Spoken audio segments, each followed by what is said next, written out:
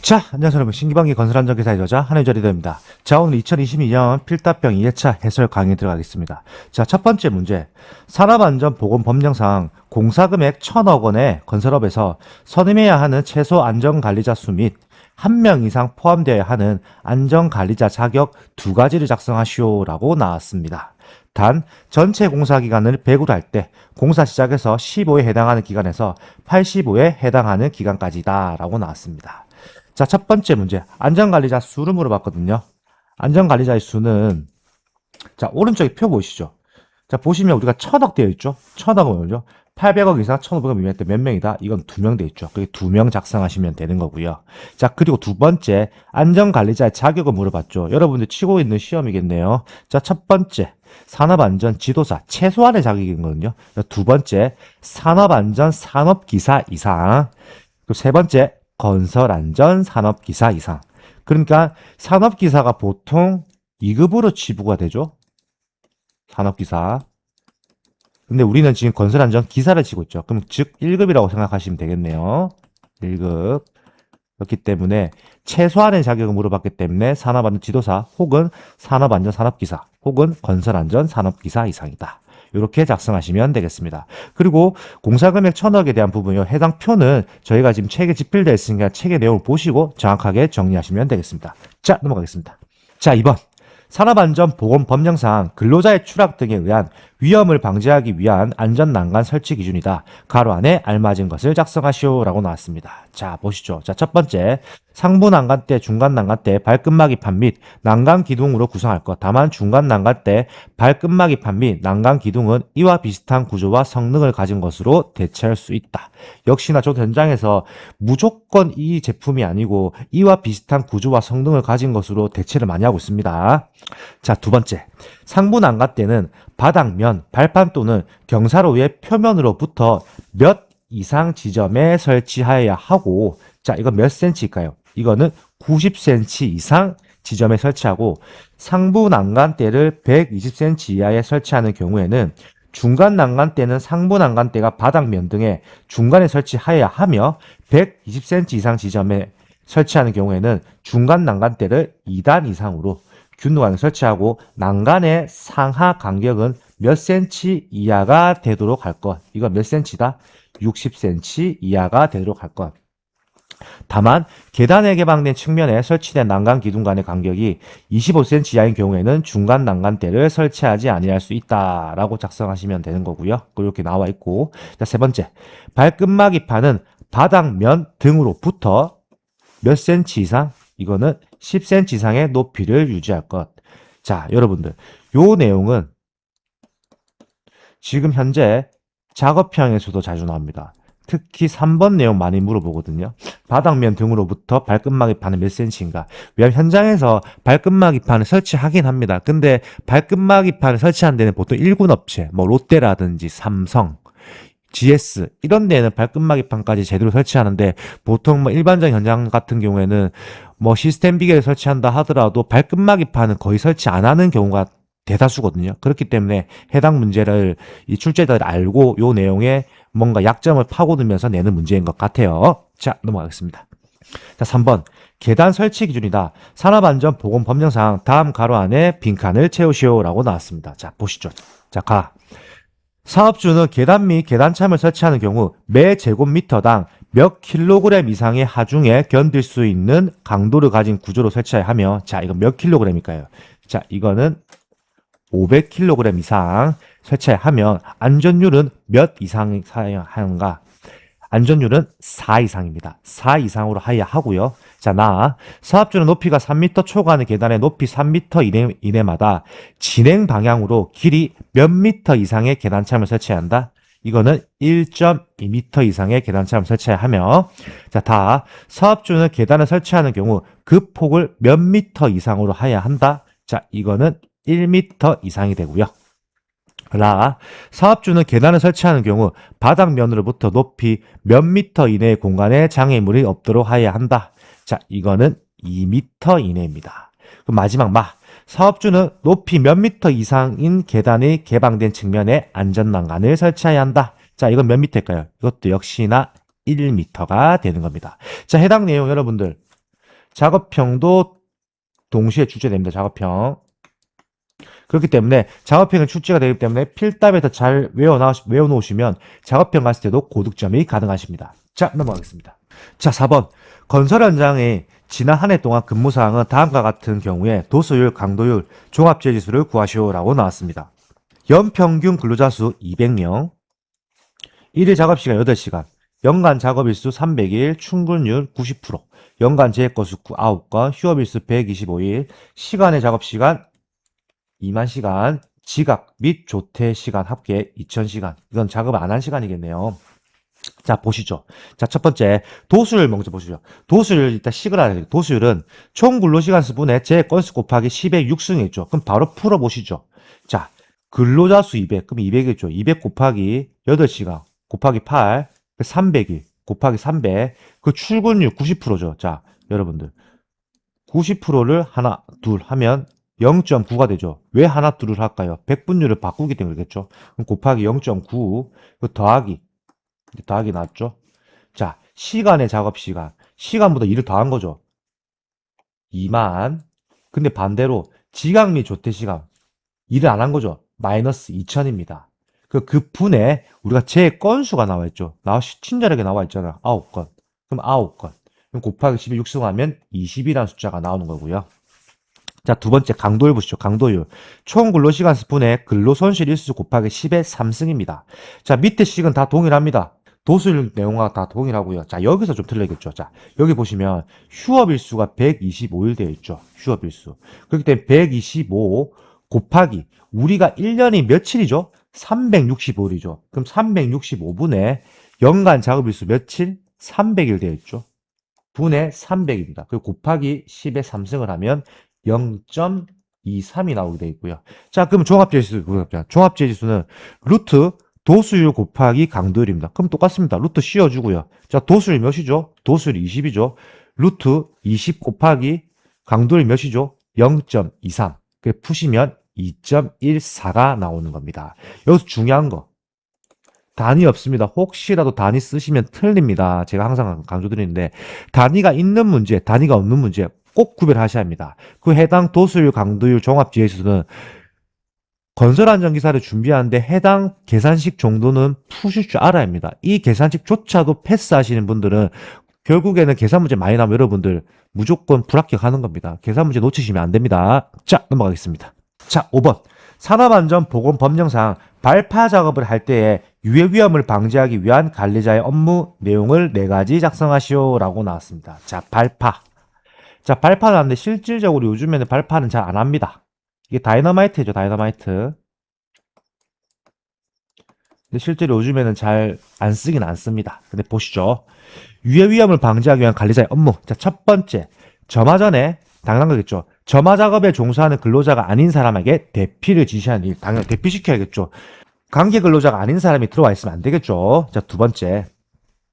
점화 작업에 종사하는 근로자에게 대피 장소 및 경로를 지시하는 일. 당연하겠죠. 이거는 보통 어떻게 하냐면 소방훈련 및 화재훈련 하죠. 소방훈련, 화재 대피훈련 하게 되어 있습니다. 이런 거 할 때 보통 대피 장소 및 경로를 보통 알 수 있게 교육 때 진행하는 거겠죠. 그 세 번째, 점화 전에 위험구역 내에 근로자가 대피하는 것을 확인하는 일. 맞습니다. 위험구역 내에서 우리 근로자라고 하더라도 이게 터질 때 일반 근로자가 있으면 안 되겠죠. 그렇기 때문에 그걸 대피하는 걸 당연히 시켜야겠죠. 네 번째, 점화 순서 및 방법에 대하여 지시하는 일. 당연하죠. 점화 순서와 방법에 대해서 근로자에게 알려야 할 의무가 있겠죠. 이거 모르고 있다가 뻥 터졌을 때 놀랄 수도 있기 때문에 점화 순서를 어떻게 할 거고 방법을 어떻게 할 건지 지시를 해야겠죠. 그 다섯 번째, 이것도 중요합니다. 점화 신호를 하는 일. 당연하죠. 점화 신호 하는데 뭐 3, 2, 1 이렇게 하든지 뭔가 신호에 대한 거 하는 일에 대해서 관리자의 업무 내용이기 때문에 관리자가 당연히 알고 있어야 되는 내용이겠죠. 그 마지막 여섯 번째, 점화 작업에 종사하는 근로자에게 대피 신호를 하는 일. 당연하겠죠. 점화 작업에 종사하는데 근로자에게 대피 신호를 하는 거에 대해서 알려줘야겠죠. 그 나머지 7, 8, 9의 내용도 있는데요. 이 내용 여러분들이 보시면서 이 중에서 외우기 편하신 내용으로 정리하시면 되겠습니다. 자, 넘어가겠습니다. 자, 6번. 산업안전보건법령상 사업주가 근로자에게 실시해야 하는 안전보건교육 중 다음 근로자의 교육시간 관련하여 가로 안에 알맞은 숫자를 채워놓으시오라고 나왔습니다. 자, 첫 번째 정기교육 물어봤습니다. 사무직 종사 근로자는 매 반기 몇 시간 이상일까요? 자, 매 반기 6시간 이상입니다. 두 번째, 정기교육. 관리감독자의 지위에 있는 사람은 연간 몇 시간 이상일까요? 자, 이거는 16시간 이상 교육을 받아야 하고요. 자, 다 작업 내용 변경 시 교육. 일용 근로자 및 근로계약이 일주일 이하인 기간제 근로자를 제외한 근로자는 몇 시간 이상 해야 할까요? 제외한 거죠. 제외했을 때. 자, 이거는 2시간 이상이고요.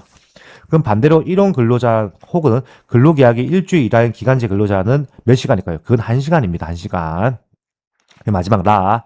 건설업 기초안전보건교육 건설 일용 근로자는 몇 시간 이상일까요? 자, 이거는 4시간 이상 교육을 받게 됐습니다. 그리고 해당 내용을 여러분들 현직까지만 할 건데 이수증이 나옵니다. 이수증. 그 요즘에는 건설업 기초안전보건교육을 이수를 안 하면 현장 자체에서 일이 불가능합니다. 자, 넘어가겠습니다. 자, 7번. 구조물 해체공법 중 유압기계를 이용하는 해체공법의 종류 2가지를 작성하시오라고 나왔습니다. 유압기 해체. 보통 압쇄기가 바로 떠오르네요, 저는. 자, 첫 번째. 그럼 답이 그대로예요. 첫 번째, 압쇄기를 이용한 압쇄공법입니다. 자, 두 번째, 유압 브레이커를 이용한 브레이커 공법. 그 세 번째, 크레인을 이용한 철 해머 공법. 그 네 번째, 백호호 등을 이용한 대형 브레이커 공법입니다. 자, 지금 제가 토목 현장에 나와 있기 때문에 백호를 보면 백호를 해서 대형 브레이커를 앞에 붙여가지고 공법을 하고 있거든요. 그렇기 때문에 이렇게 해서 여러분들 4가지의 내용 충분히 알아놓으시면 되겠습니다. 자, 넘어가겠습니다. 자, 8번. 굴착 공사 시 히빙 현상의 발생 원인을 3가지만 작성하시오 나왔습니다. 자, 히빙 현상의 발생 원인입니다. 히빙. 보일링하고 틀린 거겠죠? 자, 히빙의 발생 원인. 첫 번째. 흙막이 내부 흙에 중량 차가 있을 때. 맞습니다. 두 번째. 연약한 점토 지반일 때 역시나 히빙 현상이 발생하고요. 그 마지막 세 번째, 흙막이 벽의 근입 깊이가 부족할 때, 흙막이 벽을 깊게 파야 하는데 그 깊이가 부족할 때 히빙 현상이 발생한다라고 생각하시면 되겠습니다. 이거로 상반된 게 보일링입니다. 보일링과 히빙의 차이 여러분들 꼭 구별해 놓으셔야 합니다. 자, 넘어가겠습니다. 자, 9번. 집안의 동상 방지 대책 2가지를 작성하시죠. 자, 집안. 즉 흙이겠죠, 흙. 흙도 똑같은 말입니다. 집안. 자, 동상 방지 대책 보시죠. 첫 번째, 지표의 흙을 항약품으로 처리한다. 두 번째, 흙 속에 단열 재료를 삽입한다. 세 번째, 동결심도 아래 배수충을 설치한다. 네 번째, 모관수의 상승을 차단하기 위하여 지하수위 상층에 조립 도층을 설치한다. 그 마지막 5번째, 지하수위를 저하시킨다. 집안의 동상 방지 대책 2가지인데요. 근데 집안의 동상 방지 대책 2가지는 요 5가지 다 나오게 되어 있습니다. 그렇기 때문에 여러분들 결코 어렵게 생각하지 말고 요 5가지 외워놓으시면 이 문제는 무조건 맞출 수 있습니다. 자, 넘어가겠습니다. 자, 10번. 산업안전보건법령상 비가 올 경우를 대비해 빗물 등의 침투에 의한 붕괴재해를 예방하기 위하여 필요한 사업주의 조치사항 2가지를 작성하시오라고 나왔는데, 자, 여러분 해당 내용 작업형 나옵니다. 작업형. 자, 첫 번째.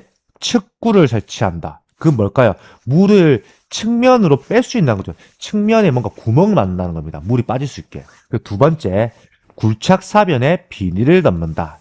정말 제가 이 현장에 있으면서 정말 많이 했습니다. 비가 오는 경우에 비닐을 덮는 이유는 뭐냐면 비가 오면 토사가 붕괴됩니다. 토사가 유실되면서 그대로 밑에 그러면 제2차 사고가 나기 때문에 굴착 사면에 비닐을 덮어가지고 그거를 이제 2차 사고가 안 나게 비닐을 덮는 작업을 하는 겁니다. 이렇게 이해하시면 되고, 이 내용 작업형이 있으니까 또 작업형 보시면 작업형 사진도 있습니다. 측구에 설치를 하고 굴착 사면에 비닐 덮는 그 모습의 사진이, 또 신기방기는 또 사진이 다 나와 있는 문제이기 때문에 사진 보시면 조금 더 이해하시기 편할 겁니다. 자, 넘어가겠습니다. 자, 12번. 산업안전보건법령상 안전보건 개선 계획에 대한 가로 안에 빈칸을 채우시오라고 나왔습니다. 자, 첫 번째. 안전보건 개선 계획의 수립, 시행명령을 받은 사업주는 고용노동부 장관이 정하는 바에 따라 안전보건 개선 계획서 작성하여 그 명령을 받은 날로부터 며칠 이내일까요? 자, 이거는 60일 이내에 관할 지방 고용노동간서의 장에게 제출해야 한다. 안전보건 개선 계획서에는 시설, 땡땡, 땡땡 산업재해 예방 및 작업 환경의 개선을 위하여 필요한 사항이 포함되어야 한다. 자, 뭘까요? 안전보건관리 체제, 그리고 두 번째 안전보건교육입니다. 시설 안전보건관리 체제 안전보건교육, 산업재해 예방 및 작업환경 개선을 위하여 필요한 사항이 포함되어야 한다. 왜 그러냐면 안전보건 개선 계획이기 때문에 그렇습니다. 안전보건을 조금 더 개선을 한다는 거겠죠. 그리고 이거는 수립 시행 명령을 받은 사업주는 이거는 그 바꾸라는 거거든요. 그 여러분들 현직 가시면 안전보건 이거 계획서 많이 만듭니다. 이거 만들 때마다 머리 굉장히 아픕니다. 그렇기 때문에 요 내용도 어느 정도 알고 계시면은 우리가 60일 내에 신고를 해야 하고 그 뭐뭐가 들어가는지 대해서도 내용이 다 있습니다. 이 내용 다 들어갑니다. 시설. 그리고 안전보건관리체제, 안전보건교육 이 내용 다 들어갑니다. 그렇기 때문에 우리가 현직 가서 더 충분히 만들어야 하고 우리가 꼭 겪어야 될 하나의 미션이라고 생각하시면 되겠습니다. 자, 넘어가겠습니다. 자, 12번. 하이니가 제시한 재해 예방의 4원칙을 작성하시오. 자, 이 문제는 보너스 문제네요. 보너스. 쉽죠? 우리가 필기 때도 많이 보던 문제입니다. 필기 때. 자, 첫 번째. 예방 가능의 원칙.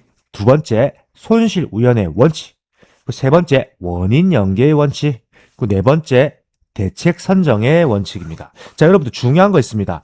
예손 원대라고 외우시면 되는데 이 중요한 게 여러분들 이게 필기 때 보면은 필기 때 이거를 좀 소위 말해서 말장난하는 문제들이 있거든요. 자, 손실 우연이죠. 손실 우연. 근데 이거 우리 필기 때 보면 이렇게 합니다. 뭐 손실 방지의 원칙 이렇게.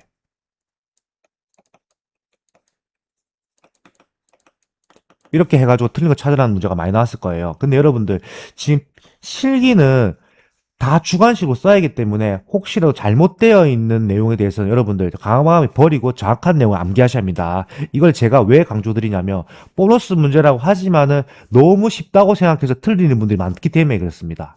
자, 넘어가겠습니다. 자, 13번. 산업안전보건법령상 사업주가 가스의 농도를 측정하는 사람을 지명하고 그로 하여금 해당 가스의 농도를 측정하도록 해야 하는 경우 세 가지를 작성하시오라고 나왔어요. 자, 저도 가스 농도 측정기 많이 사용해 봤거든요. 이 내용 그대로입니다. 자, 첫 번째. 매일 작업을 시작하기 전 해야 합니다. 그 두 번째. 가스의 누출이 의심되는 경우 당연한 거죠. 의심되면 측정해 봐야겠죠. 세 번째. 가스가 발생하거나 정체할 위험이 있는 장소가 있는 경우. 가스가 발생하거나 그러니까 뭔가 밀폐된 곳이 있으면은 그 경우에는 측정을 해야 하는 거겠죠.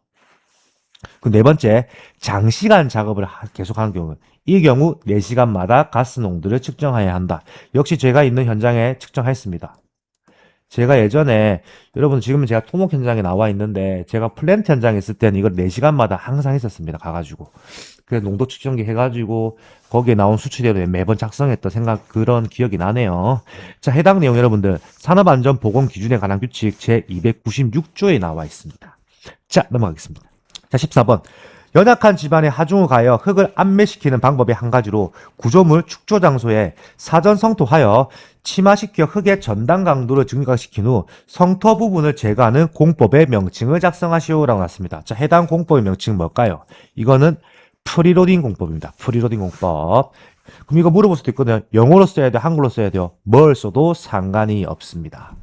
자, 이것으로 오늘 22년 2회차 해설 강의가 종료가 되었습니다. 저는 신기방기 건설안전기사의 저자 한인의자 리더였습니다. 감사합니다.